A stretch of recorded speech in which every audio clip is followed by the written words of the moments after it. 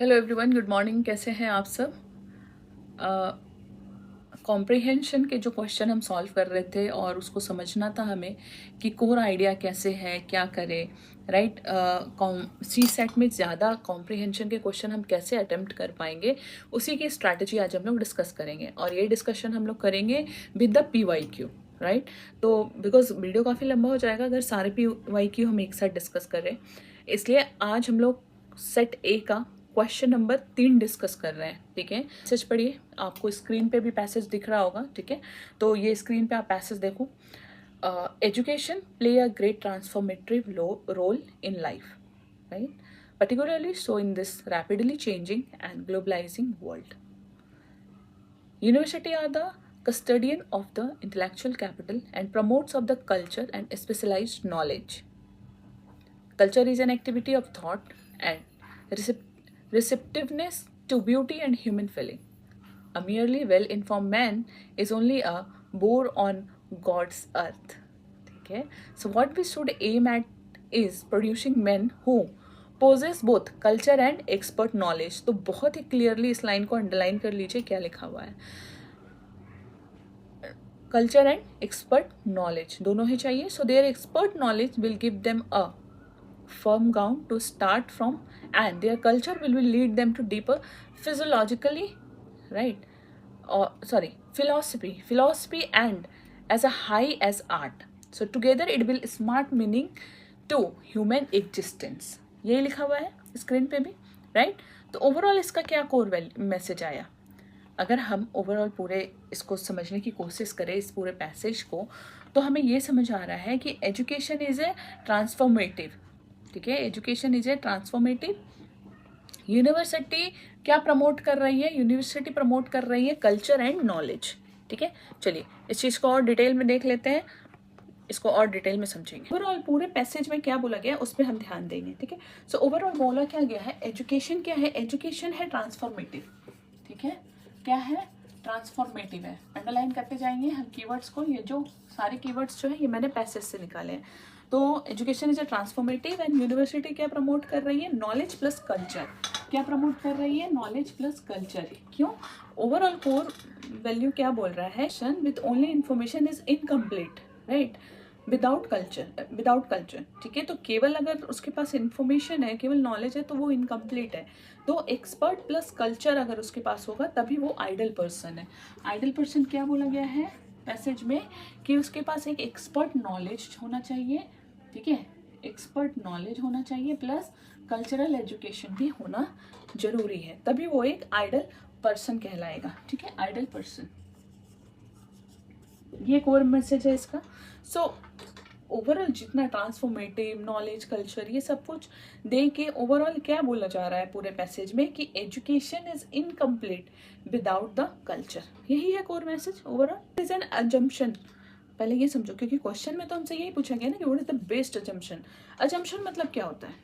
ठीक है, पहले ये चीज़ क्लियर करोगे तभी जाके समझ आएगा कि हमें आंसर किस तरीके से चूज करना है। ठीक है, तो assumption is something which implicitly taken for granted, okay, implicitly taken for granted, not directly stated but necessary. For example, घर में कुछ बातें हमें डायरेक्टली नहीं सिखाई जाती है, बट वो बातें हमारी ज़िंदगी के लिए ज़रूरी होती है। ठीक है, डायरेक्टली तो नहीं सिखाई जाती है बट वो ज़रूरी होती है। फॉर एग्जाम्पल, बहुत बेसिक सा अगर हम लें, पानी पीना। ठीक है, तो बचपन से ही हमें मम्मी कहती रहती है कि पानी पीते रहो, बॉडी हाइड्रेट रहेगी, राइट। बहुत बेसिक चीज़ मैं आपको बता रही हूँ, बहुत बेसिक है ये, है ना। तो चूँकि बहुत ये डायरेक्टली स्टेटेड नहीं किया जा रहा है, ठीक है, कि नहीं आपको करना है ये बहुत स्ट्रिक्टली, बट ये नेसेसरी है।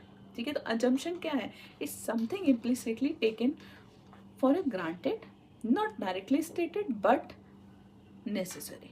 ओके, तो ये होता है। अब चलो ऑप्शन को एनालाइज करें इसमें।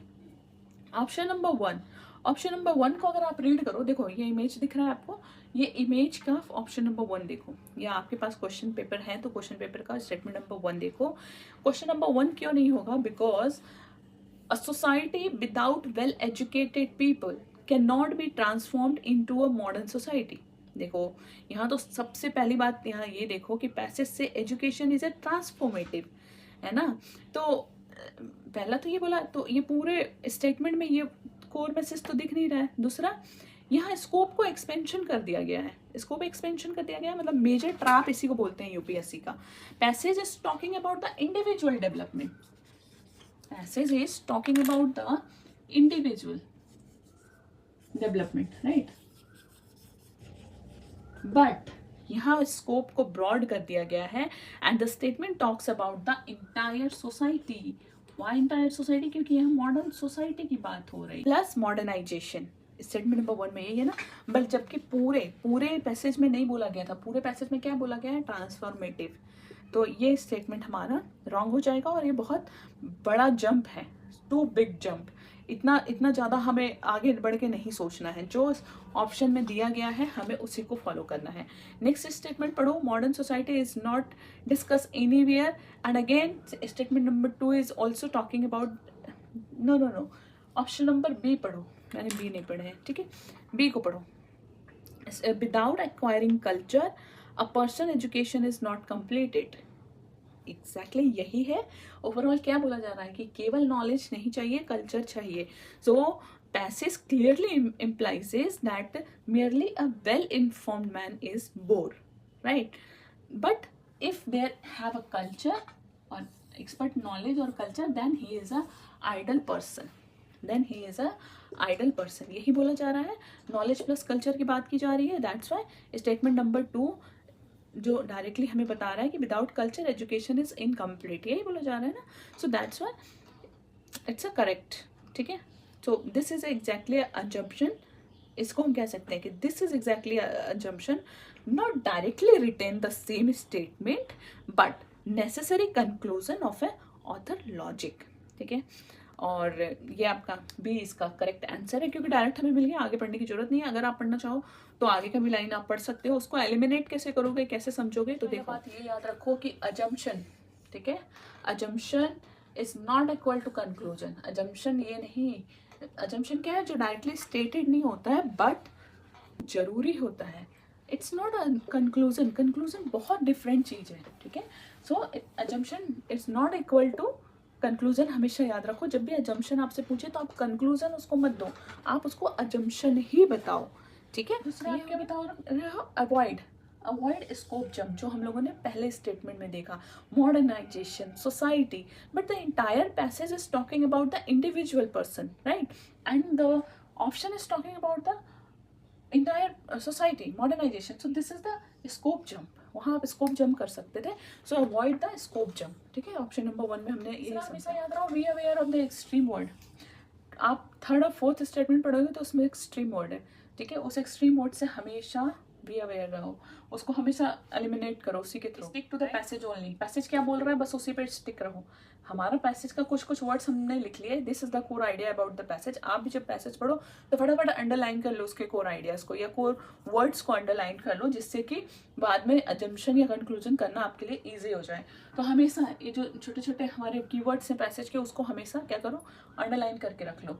तो stick to the passage only हम कैसे रह सकते हैं? Through this method, okay. Identity core idea, first identify the core idea. Identify क्या करना है? कोर आइडिया को। आइडेंटिफाई कोर आइडिया हमने यहाँ कर लिया था, ideal person equal to expert knowledge plus culture, यही था इसका कोर आइडिया।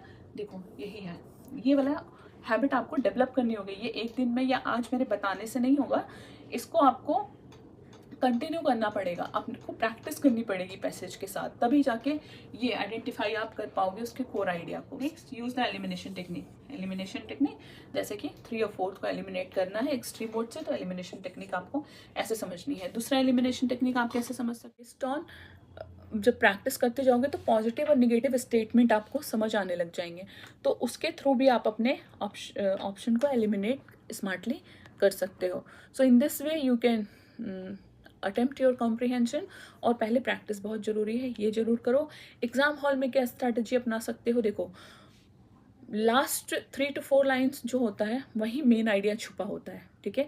कॉम्प्रिहेंशन का लास्ट 3 to 4 लाइन में मेन आइडिया छुपा होता है, तो you should read last 3 to 4 lines, ठीक है, carefully. So this is the first. Second क्या करो? चेक इच पॉइंट, मीन्स क्या ये डायरेक्टली और इनडायरेक्टली सपोर्ट कर रहा है हमारे पूरे पैसेज को, ठीक है। जो ऑप्शन आपका दिया है ABCD, ये क्या इसके जो स्टेटमेंट दिए गए ये स्टेटमेंट डायरेक्टली और इनडायरेक्टली सपोर्टेड है, मतलब वही बात हो गई नेगेटिव और पॉजिटिव स्टेटमेंट जो मैं कह रही थी। तो इसी को आप ऐसे समझ सकते हो कि जो स्टेटमेंट है वो अगर आपके इस पूरे पैसेज को सपोर्ट कर रहा है, it means this is your assumption conclusion, जो भी पूछा जा रहा है उसमें आंसर होगा, ठीक है। और दूसरा, क्या ये एक्स्ट्रा जंप तो नहीं कर रहा है, extra jump in the sense जैसे कि अभी हम लोगों ने देखे कि स्टेटमेंट नंबर A में मॉडर्नाइजेशन सोसाइटी की बात हो रही थी, जहाँ पैसेज में ऐसी कोई बात नहीं की गई है, ठीक है। तो this is the third point. और this is the second point. Third point में हमें क्या याद रखना है, थर्ड पॉइंट में हमें याद रखना है ऑथर क्या कहना चाहता है, ठीक है। ओवरऑल पहले ये कोर आइडिया निकाल लो कि ऑथर कहना क्या चाहता है, इसको कहीं लिख के रख लो। चौथा क्या करेंगे, एक्सट्रीम वर्ड्स को एलिमिनेट करो, ठीक है, आउट ऑफ स्कोप ऑप्शन को एलिमिनेट करो। So this two way you can eliminate the option. और लास्ट हम क्या करेंगे, लॉजिकली नेसेसरी स्टेटमेंट जो हमें दिखेगा उसे चूज करेंगे। सो this is the way you can attempt the comprehension in your exam. First you need a practice for it, okay। So how you can do the practice, you can do the practice through the PYQ, ठीक है। तो जितना PYQ आप लगाओगे 10 साल का 15 साल का, इट्स हेल्पफुल टू यू और आपका माइंड भी उसके यूज टू हो जाएगा, ठीक है। अभी लग रहा होगा कि मैं क्या बोल रही हूँ, कैसे एलिमिनेट कर दिए, क्यों हुआ, ठीक है। So this is the genuine doubt of your, क्या अच्छा आप बोल रहे हो तो ये करेक्ट कैसे, तो कैसे नहीं आता है। रीजनिंग और कॉम्प्रिहेंशन में यही प्रॉब्लम है कि हम कैसे नहीं बता सकते, जो दिया है बस उतना ही पढ़ के उसमें आपको डिसीजन देना है। So this is the ability, ठीक है, ये आपको सिखाया जा रहा है जो आपके आगे सर्विस में भी काम आएगा, ठीक है। सर्विस में भी जब आप कहीं जनता दरबार में बैठोगे, ठीक है, फॉर एग्जांपल अगर आप जनता दरबार में बैठ रहे हो, वहाँ पर जो भी इंफॉर्मेशन आपको सामने वाला दे रहा है, बेस्ड ऑन दिस इंफॉर्मेशन आपको इन्वेस्टिगेट करना है और उसके बाद आपको डिसीजन देना है, राइट। तो जो डिसीजन आपके सामने आ रहा है आपको उसी के बेसिस पे देना है ना, आप अजम्पशन नहीं कर सकते हो क्योंकि पता नहीं ना सामने वाला कितना गलत कितना सही है। तो ये कहीं ना कहीं through the comprehension through the reasoning हमें वो एबिलिटी डेवलप कराई जा रही है, ठीक है। तो ये एबिलिटी डेवलप करने के लिए PYQ करना बहुत ज़रूरी है। तो उसको करते रहो, पढ़ते रहो, डाउट्स जहाँ है उसको पूछ लो, अपने स्टेटमेंट कमेंट कर सकते हो, व्हाट्सअप कर सकते हो या फिर आप मेल कर सकते हो, right. So thank you so much for the session.